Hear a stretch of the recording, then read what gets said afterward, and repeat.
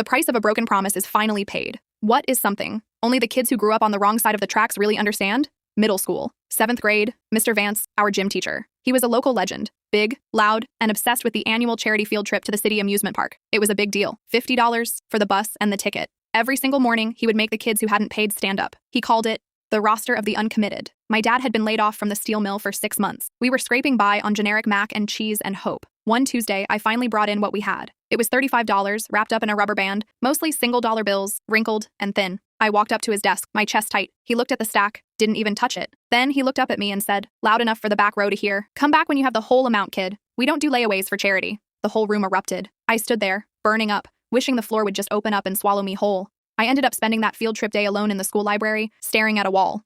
I never told my dad. He was already carrying enough weight. 22 years passed. I stayed in Ohio, built a decent life, and started a commercial real estate firm. But honestly, I still carried that locker room humiliation with me, every single day. Then, last winter, my son brought home a flyer, the same annual charity trip, same school, and at the bottom, the contact name was still Coach Vance. My blood ran cold. I didn't storm into the school. I didn't make a scene. Instead, I went straight to the superintendent's office. See, over the years, my firm had become one of the largest corporate donors to the school district's athletic fund. I requested an immediate audit of the charity trip accounts, strictly on the record. And guess what? There was zero documentation. For decades, he had been pocketing a cut of the cash while publicly shaming the kids who fell short just to keep his numbers looking perfect to the board. The district cut ties with him by Friday. No big announcement, just a quiet, immediate retirement. Best of all, they established a permanent, anonymous endowment fund for families in need. No rosters, no standing up. Coach Vance never figured out that the kid with the wrinkled dollar bills was the reason his legacy vanished overnight. And honestly, that is the sweetest part of it all.